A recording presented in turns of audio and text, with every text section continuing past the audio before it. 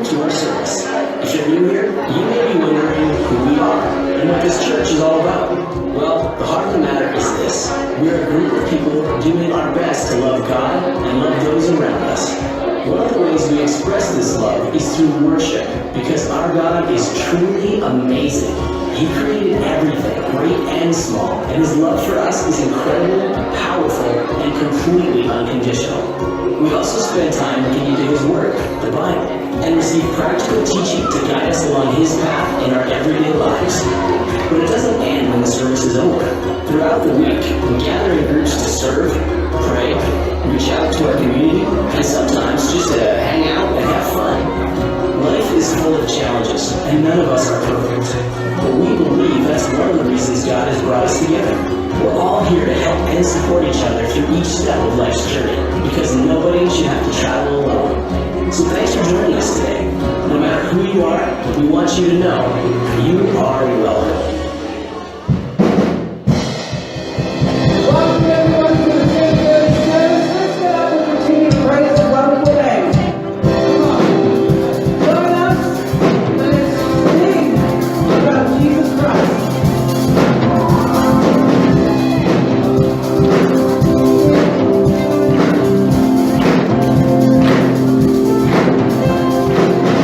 The Lord between us, God, cross and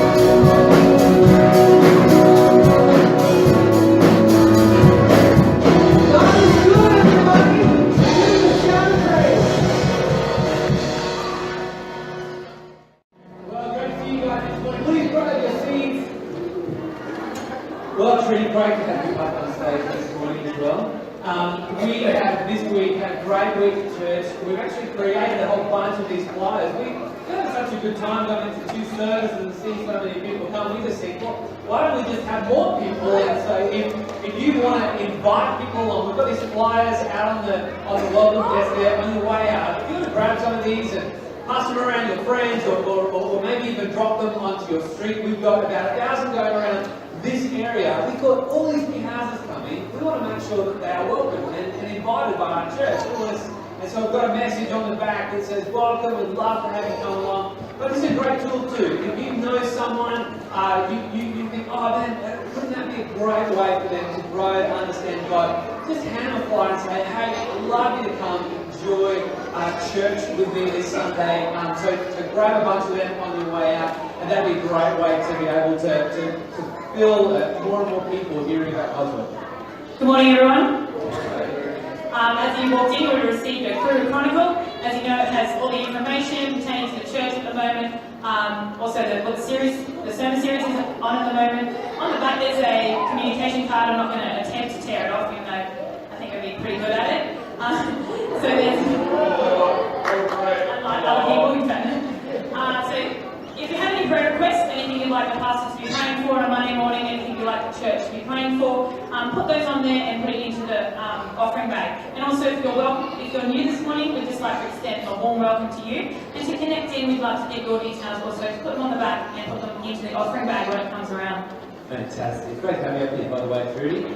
We're going to take up our offering now. For us, offering is a part of our worship. It's a way that we interact with God and say, God, you've given us so much, we want to give back to you. And show that the money that we're given isn't something that we hold on to tightly, that actually, knowing that God has given us so much, we then open our hands and say, we want to give back to you. And in the same way as like if Bill Gates gave $10, we'd be like, wow, that's not very generous.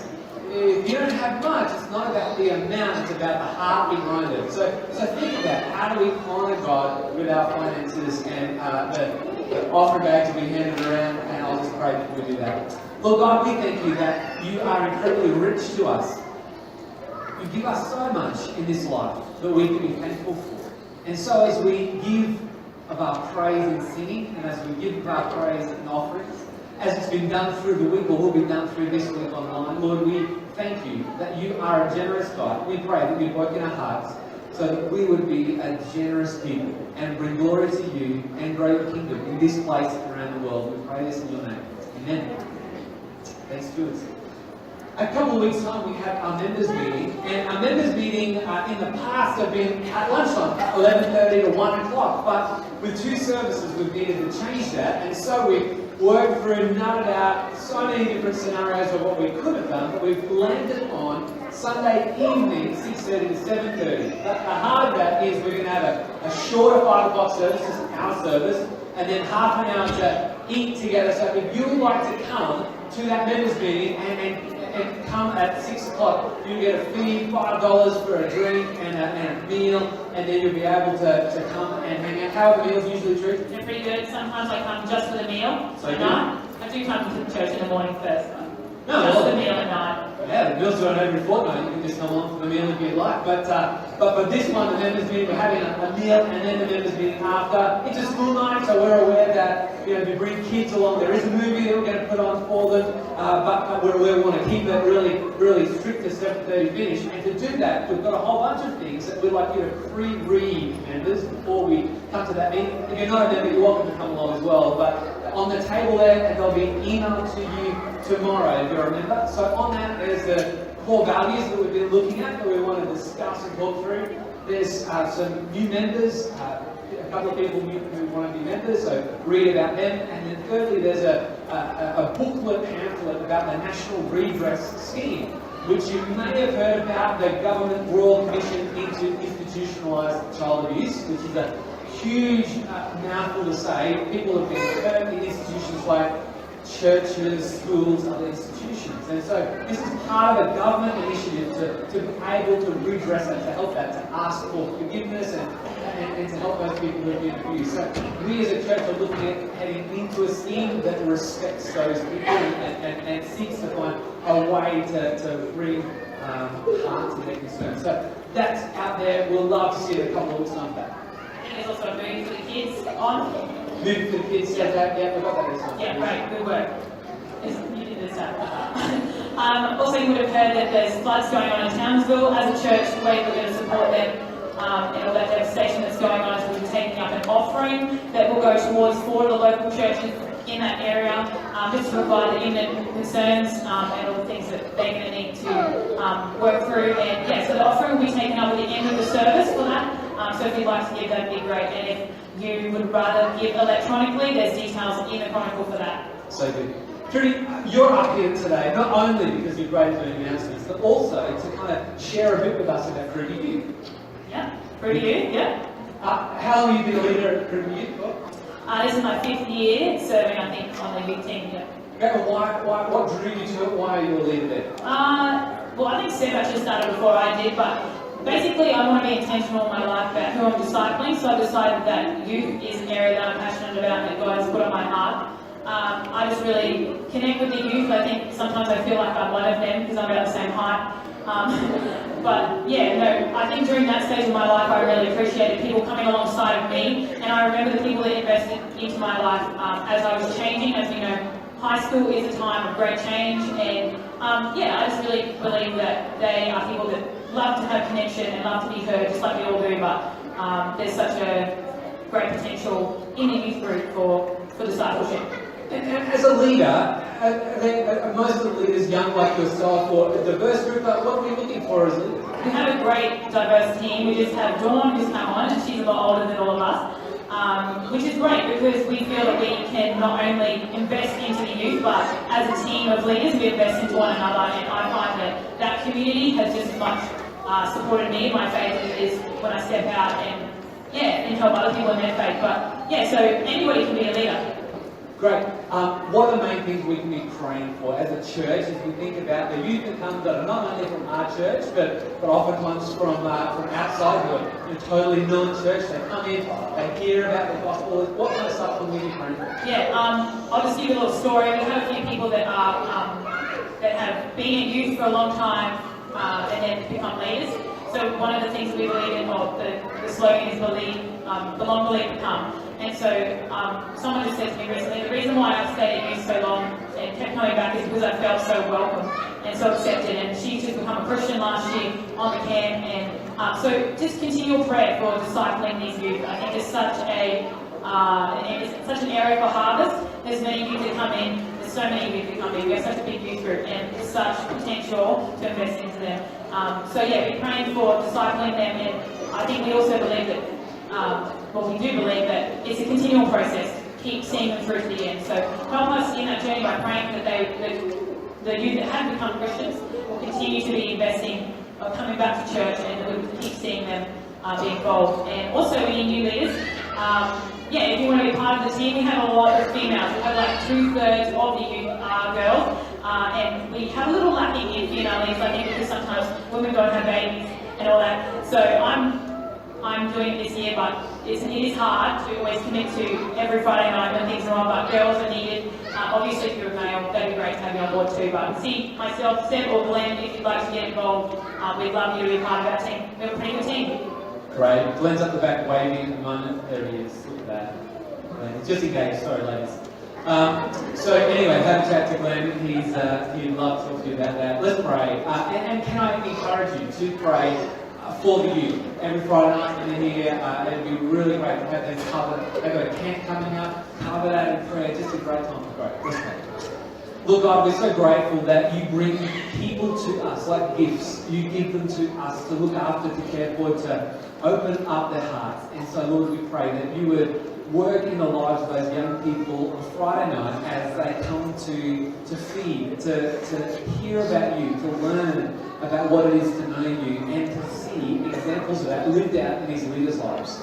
I pray, Lord Jesus, that you might build a youth team, that many, many more might come onto that team to be a great support, to disciple these young people, and to glorify you in the midst of it.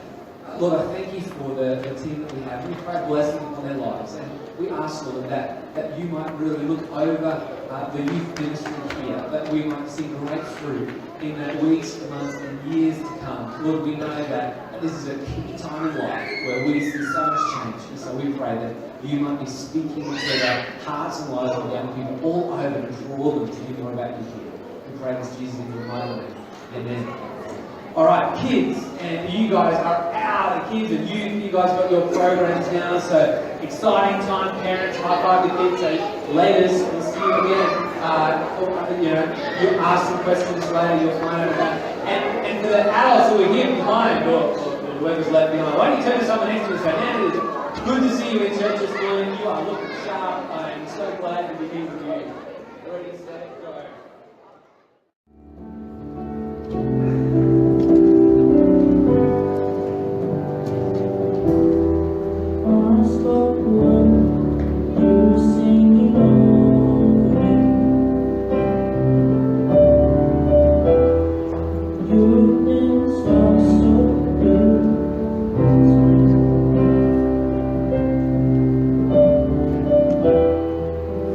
To bring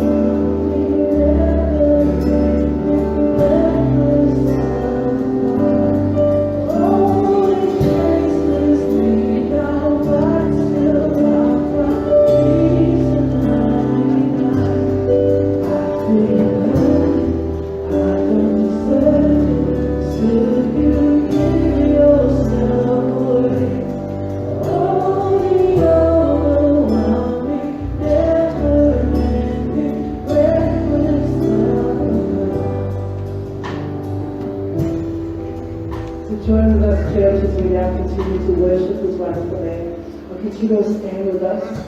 And we'll go into this next song and let's continue to praise Him and honor Him for this love that He gives us so free. And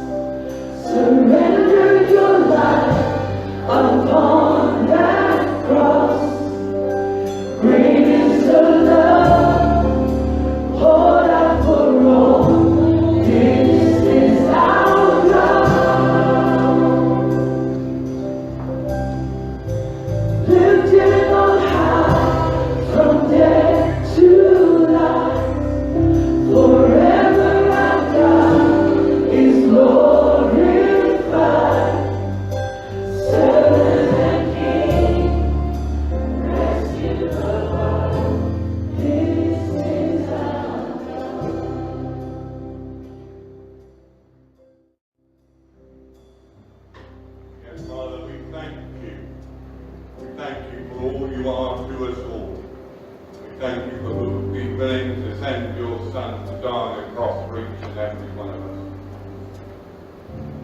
Father, we lift you our world, our nation, our community. We want more and more people to know the reality of what it is to be worshipping the living God, your Son who died at my cross. Thank you that it didn't end there, but 3 days later your Son rose again. Father, I pray that you help us all to share that good news, to recognise what you've done for each and every one of us. Father, as we come to you this morning, we also want to lift to you the people that we know who are struggling, whether it's with faith, whether it's mental health, physical health. Pray that you would draw close to them. We want to pray especially for Ava. She's in hospital this morning. Father, we dare to pray for the miracle, because you are a good, good God. We pray that in your mercy you would heal her completely, perfectly. But in the meantime, Father, we pray for peace for the family.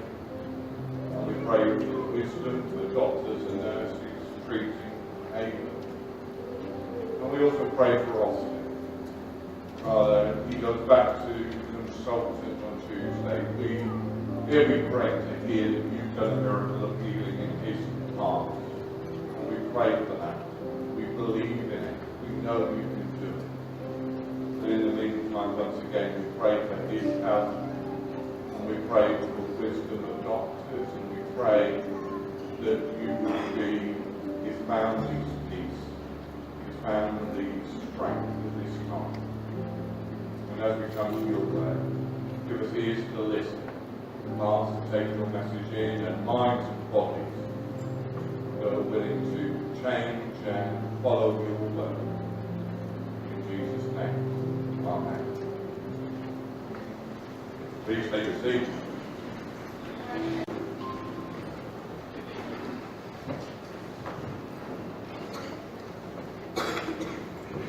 If you were here last week, Pastor Matt told us about the first few chapters of the book of Joshua. The people of Israel have been wandering around the desert for 40 years. And then God takes them, they send spies out. This kind of news is good. We heard about a lady called Rahab, who we'll meet later on in this story. And then God did a miracle. He stopped the flow of the river in full flood, and the people of Israel walked through on dry land. It must have reminded them of the story their parents had told them, their grandparents had told them, about when they fled Egypt and crossed over the Red Sea all those years ago. Can you imagine the excitement in the camp that night? Can you imagine them all discussing what God had done? Yeah, they'd seen miracles before. Every morning they were fed by God, by manna, by quail. He provided them, they had seen victories. But this one, they'd walked through on dry land, through a river. God had promised them this land, and before them was a city called Jericho. You might not have heard of Jericho before, but it was a main city in that area. It was like the cork in the end of a bottle. You had to get past Jericho if you were going to enter into the land of Canaan, the land that God had promised his people.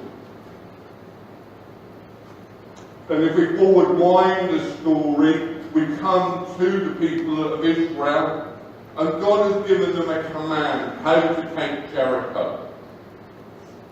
Jericho was a huge, huge city by those the standards those days. It wasn't anything like Brisbane.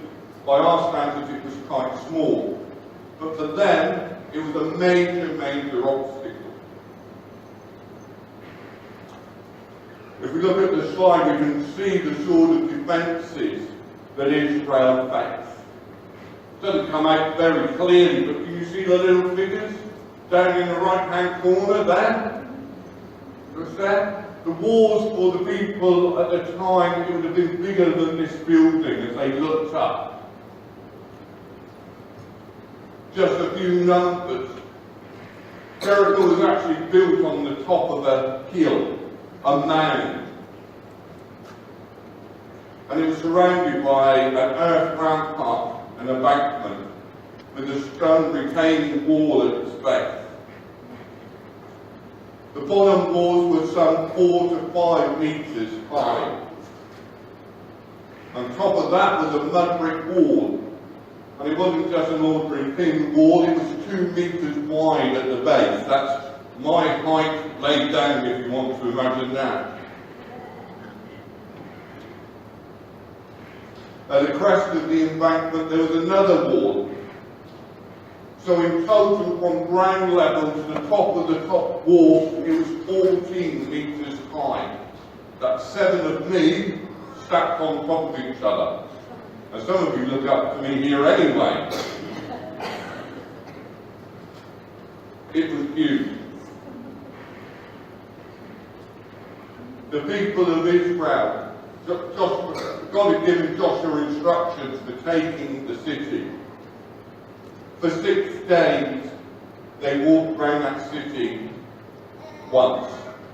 Every morning they walked round in silence around that city once. On the 7th day, they walked around the city 6 times.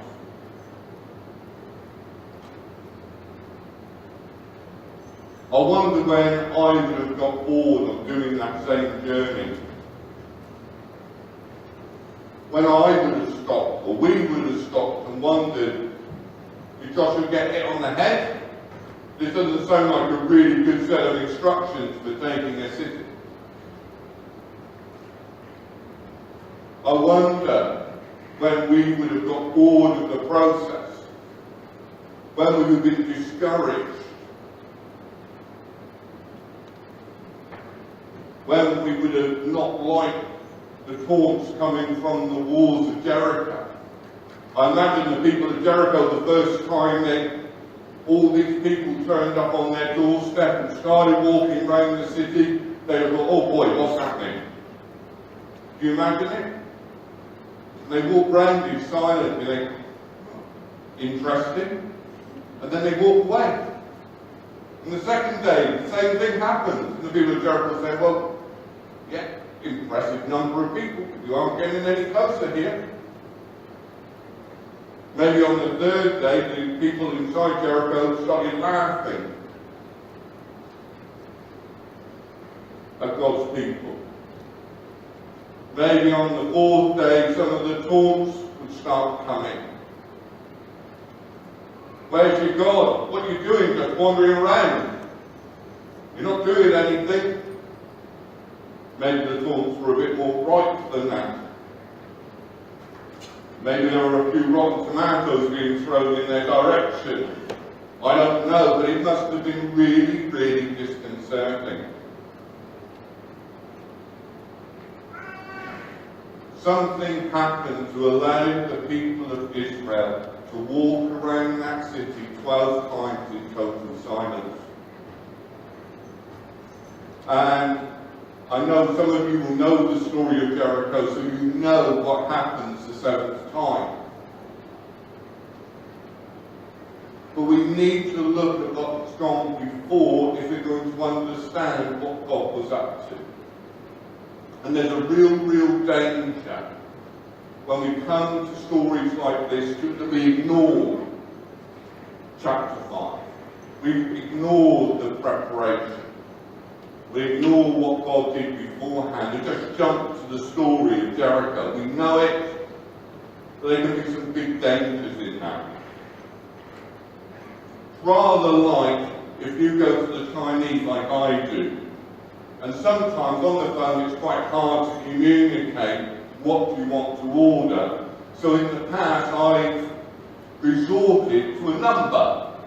And so I'll say, oh, I'll have 116 and a steamed rice.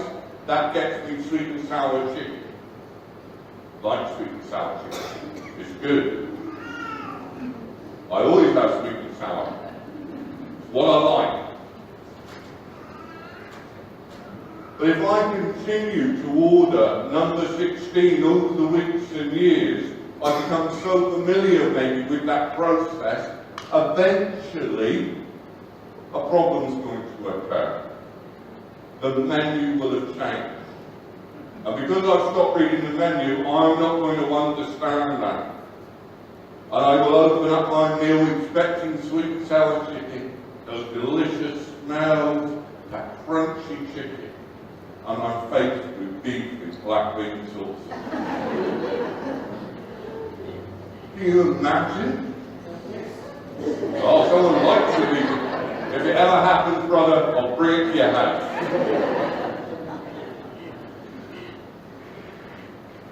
And it can be the same when we come to familiar stories.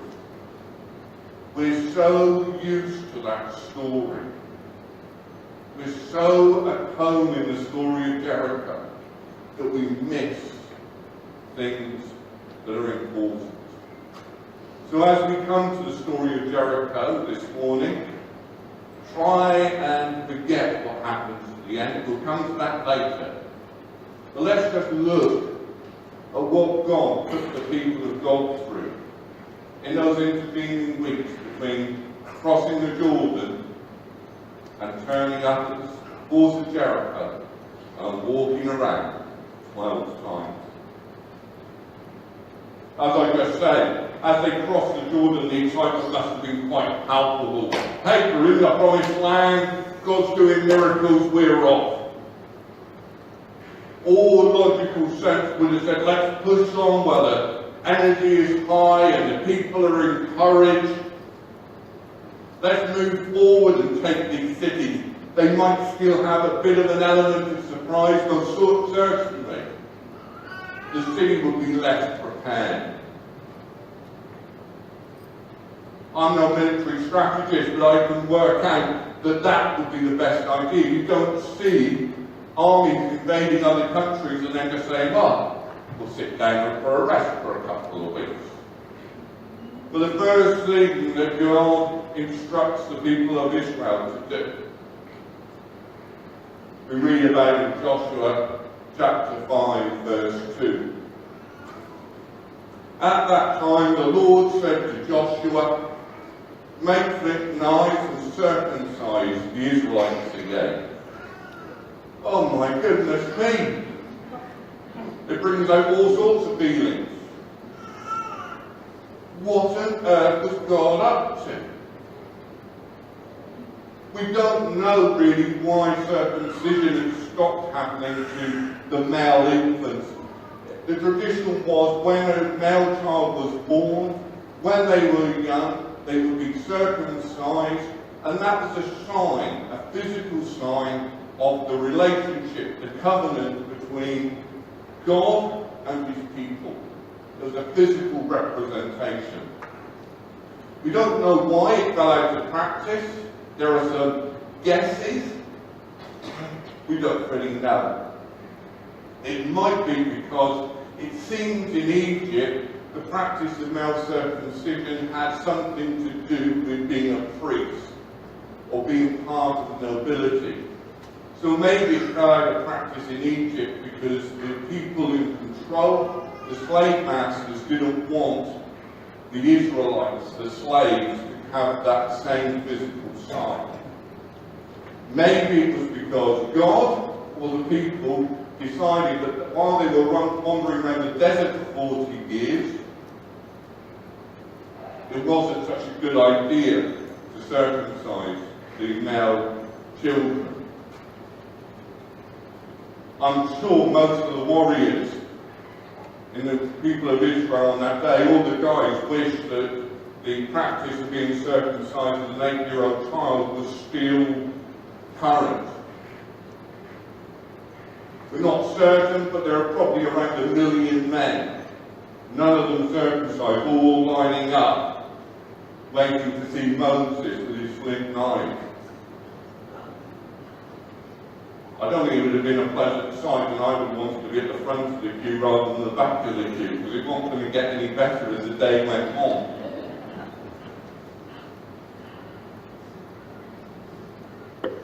So why then? God had plenty of time and plenty of opportunity to reinstate the practice of circumcision. He could have told them at any time.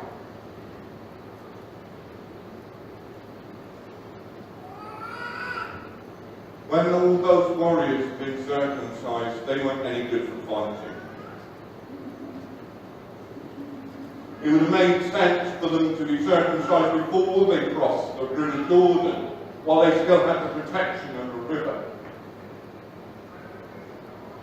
But instead, God lets them get to the other side, to be in enemy territory, in their camp, and puts all the warriors out of action. For me, it's a story of trust. There's only one being that could protect Israel at that time, with all the warriors out of action, and that was God. By Israel being obedient at that time, they had to have total reliance on God. So, all the warriors heal up, they're ready for the fight. So you would expect God to say, right, let's push on to Jericho and we'll take the city. But no.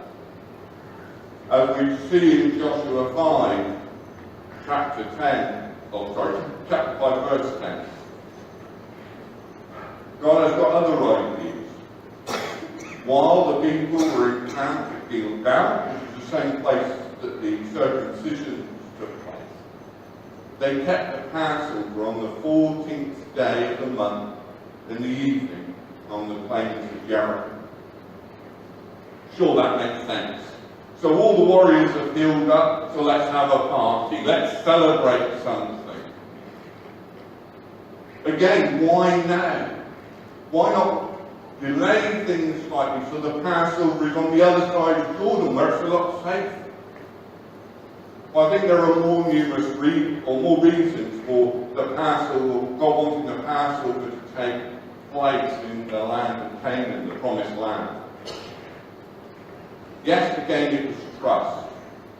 When the people were waiting on God and they were celebrating and worshipping, they weren't militarily ready.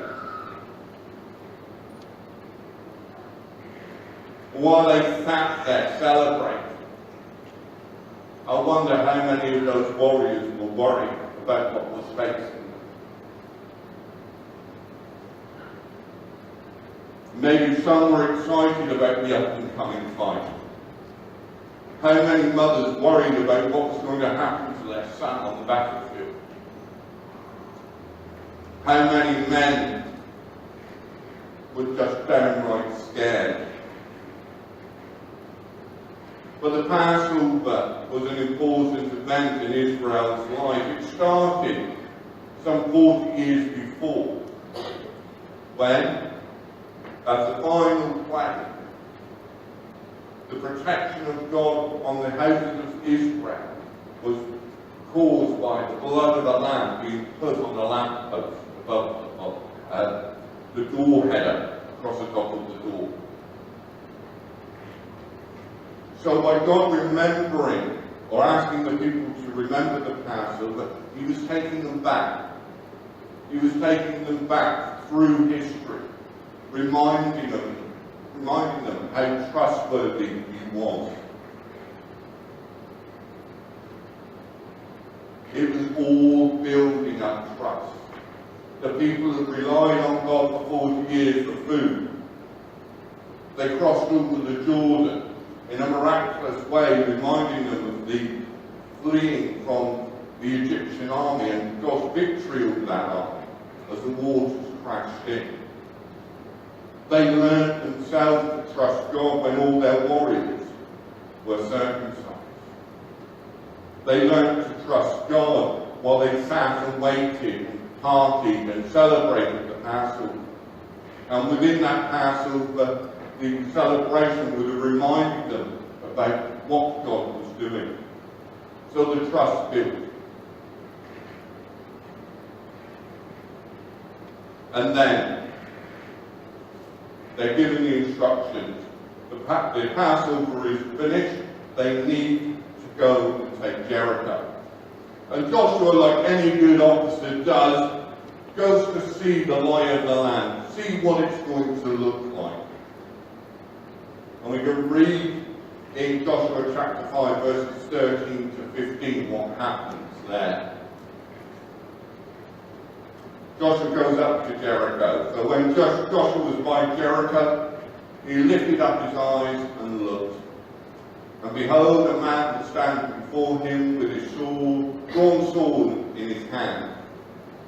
And Joshua went to him and said to him, "Are you for us or for our adversaries?" And he said, "No, but I am the commander of the army of the Lord. Now I have come." And Joshua fell his face to the earth and worshipped and said to him, "What does my Lord say to his servant?" And the commander of the Lord's army said to Joshua, "Take off your sandals from your feet, for the place where you are standing is holy." And Joshua, first things first, who is this guy with a sword in his hand which turns up outside the walls of Jericho? Well, scholars disagree, as scholars tend to do, but for me, it was Jesus. Why do I see that character as Jesus? Well, a number of reasons. First, the character itself in Joshua's worship. No angel would accept the worship of a human being. We can see that in Revelation when John goes down to worship an angel, and the angel tells him to stop and to get up off his feet.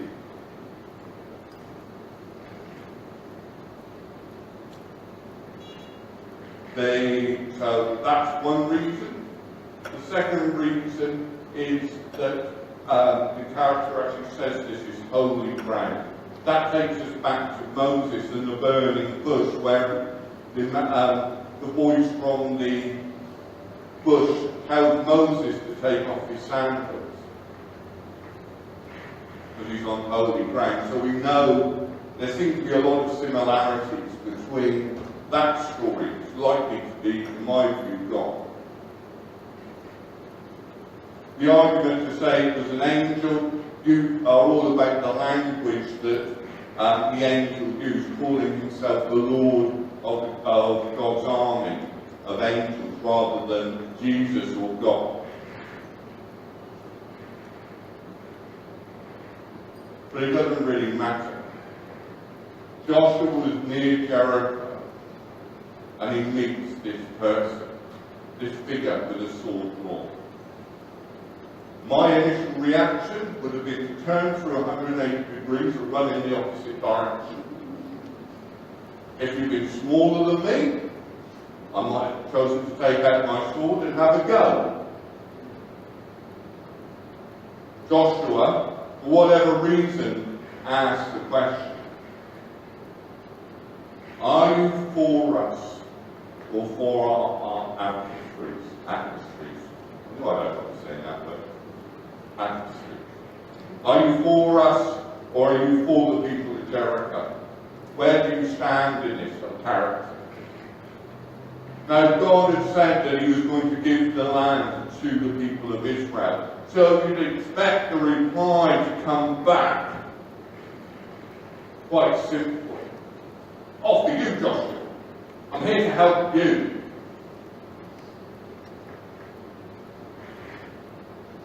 But that isn't the answer that Joshua received. The ESV says, "No, but I am the commander of the army of the Lord." The NIV translates those verses, or the first part of that verse, as neither. I'm not on your side, Joshua. I'm not on the side of Jericho. I'm on my own side. For me, that is the vital part of this story. See, we can spend a lot of time being disappointed with God not answering our prayers. We can be disappointed with God not blessing our ministries, our ideas. But at that moment, Joshua hears a really, really important truth. A vital truth. God isn't meant to be on our side. Our job, Israel's job, and now our job is to be on God's side. Slight difference, but a fundamental difference to how we understand our relationship with God. Let me give you an example. Imagine that your life was a car. I tried to draw them, but it was a disaster, so I didn't do that slide. Imagine you got a car. You can be any type of car that you want. And let your imagination run riot. If ladies, if you're into cars, it can be any type of car you want. For some of us here, when it comes to Jesus, we keep Jesus in the boot of the car. On a Sunday morning or Sunday afternoon, or when we go to a church thing, we open the boot, we take Jesus out of the boot, we dust him off, and we walk him to church, or into that organisation with him. That thing, that religious thing. But at the end of the service, at the end of the Christian event, we kindly fold Jesus up and ask him to get back into the boot. See, Jesus is an uncomfortable fellow to be around. He has all sorts of expectations on our lives. He asks all sorts of complicated questions, and for some of us, the reality is, although we know what Jesus did for us on the cross has saved us, having Jesus in our lives outside of this place is just darn awkward. It's embarrassing.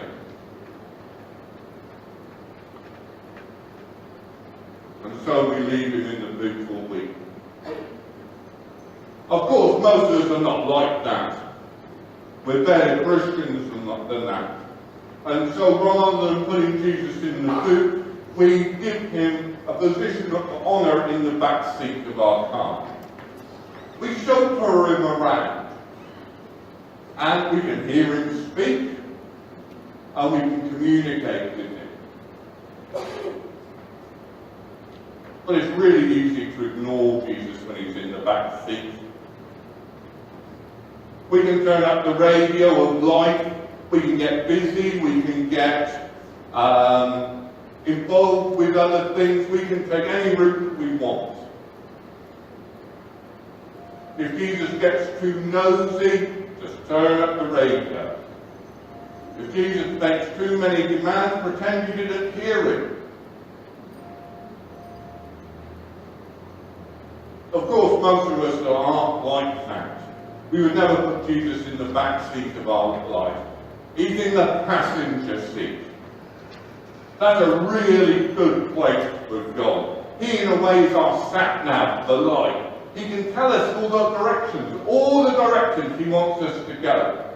He can tell us when we need to turn left, right, slow down, speed up. That is where God wants to be. You see, if God is sitting in the passenger seat,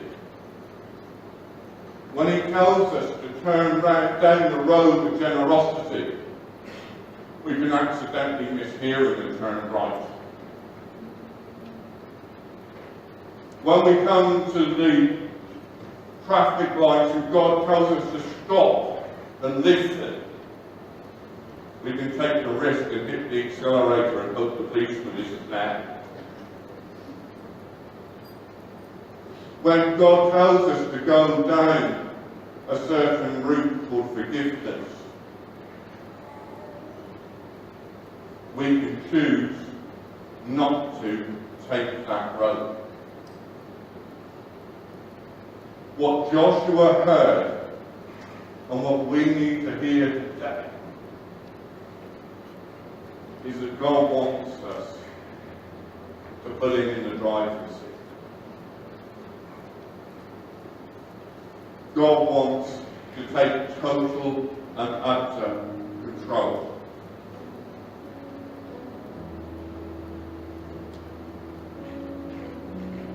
But you see, that sounds very good and very easy for me to say that. But how do I make sure that you're in control, God? How do I make sure that Jesus is in command of what's going on? Well, first, read this. Because if you're doing things which aren't said to be good in this book, the Bible, you have a problem. You're disobeying God, you're disobeying the manufacturer of the car. So read your Bible, good place to start. Secondly, listen. We're really good, hopefully, at praying and asking God for things, and that's great. But take time to listen to what God's asking you, because that's important. Thirdly, ask a friend. There are people around you who notice when you go astray. Sometimes really, really difficult to listen to that, but do listen to them. And fourthly, don't be discouraged. This walking around the walls of Jericho, those 12 times, it took 40 plus years for the people of Israel to get there, to trust God that much. So for all of us, we need to practice and take time in hearing his voice and trusting that voice. So give yourself a break. If you found in the past, that's okay. God will forgive you. But you need to get used to walking around in that circle. You need to practice trusting.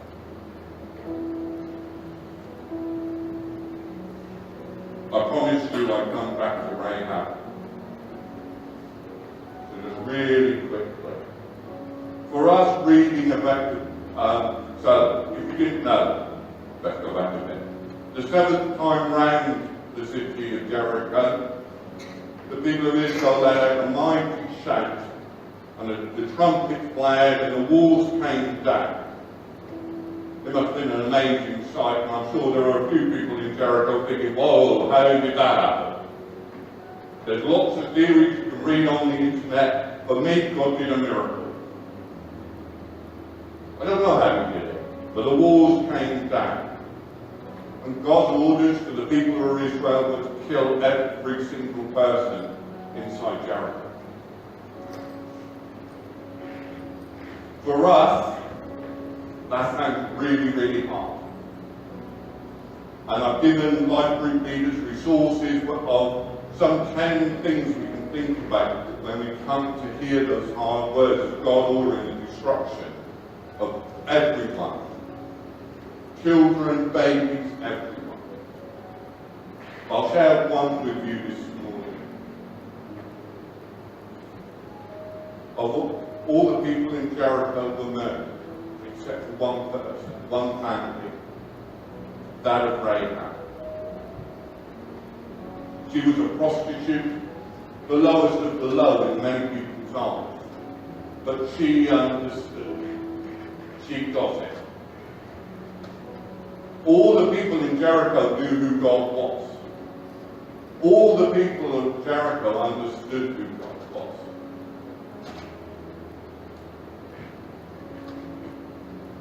They all had a choice. Just like we all have a choice this morning. One lady chose to repent and turn to God and throw her life on the mercy of God. and she was safe. And that was true of every person in Jericho. And that's true of every person in the room now. It's about the choice. See, you can carry on living your life with Jesus, not even close to your car. He can be walking hundreds of miles away from you. But one day, sometime in the future, there is going to be an accounting. There's going to be a time when you're going to need to answer. Rahab got it. She asked for God's mercy and received it. It's there for all of us this morning. We can ask God to be in charge of our car of life. He will not carjack you. He isn't going to hold a knife to your throat and take over control of your car. He wants you to invite him in to take control. The great news, if you ever read the beginning of Matthew's Gospel, there's a genealogy there, a list of the people who gave long time ago were the descendants of Jesus. Rahab is in that list. She wasn't an Israelite. She didn't have all the instruction. But God allowed her to be a great grandmother of the Lord. So in conclusion, a challenge from the story of Jericho. Firstly, is Jesus invited into your car?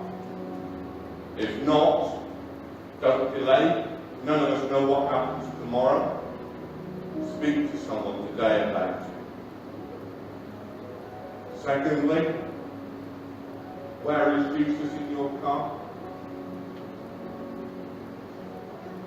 We all want to wrestle back the control of our lives at some stage. It's part of the human condition.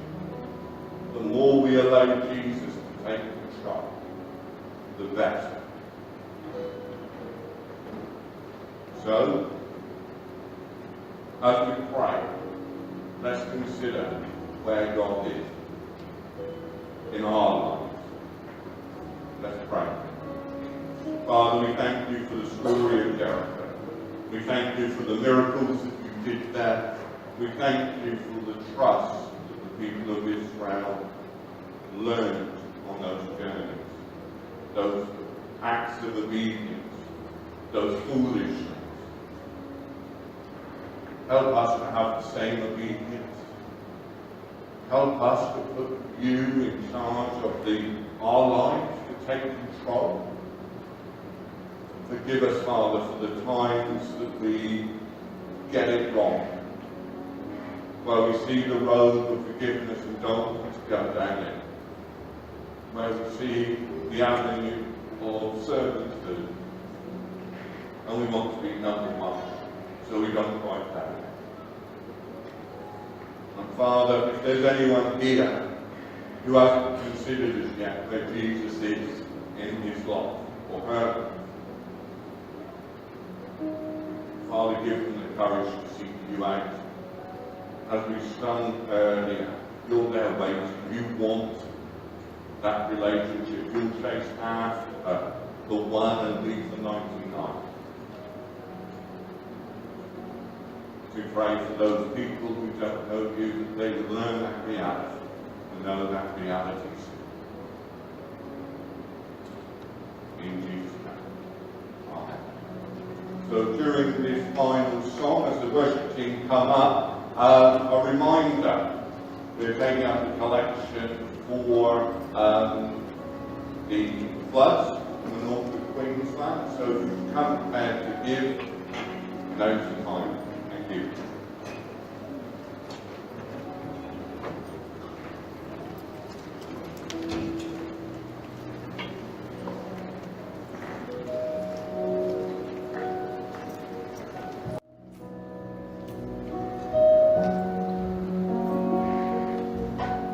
Peace, bring me in all the peace.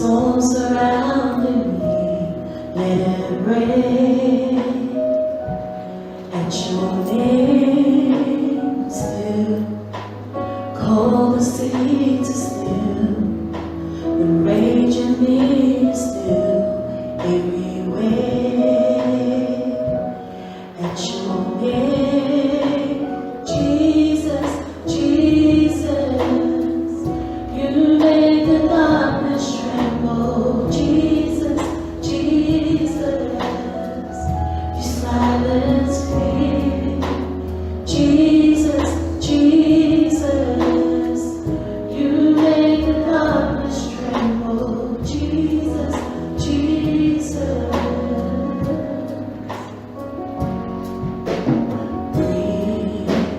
Call these bones to live, call these lungs to sing once again, and I will praise Jesus, Jesus, you make the darkness tremble. Jesus, Jesus, you silence fear.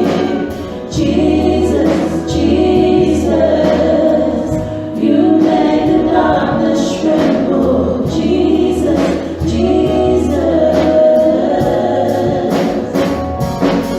Your name is a light that the shadows can't deny. Your name cannot be overcome. Your name is a light forever living high. Your name cannot be overcome. Your name is a light that the shadows can't deny. Your name cannot be overcome. Your name is a light forever living high. Your name cannot be overcome. Jesus, Jesus, you make the darkness tremble. Jesus, Jesus, you silence fear. Jesus, Jesus, you make the darkness tremble. Jesus, Jesus. Jesus, Jesus, you make the darkness tremble. Jesus, Jesus, you silence fear. Jesus, Jesus, you make the darkness tremble. Jesus, Jesus. Thank you for joining us this morning, church. We've got morning tea out there. Please go out. If there's someone you haven't met before, go and make them feel welcome. Yeah? And then if you're going to come back for the second service, if you like, stay. Or continue to be blessed. Go and be a blessing to someone in Jesus' name.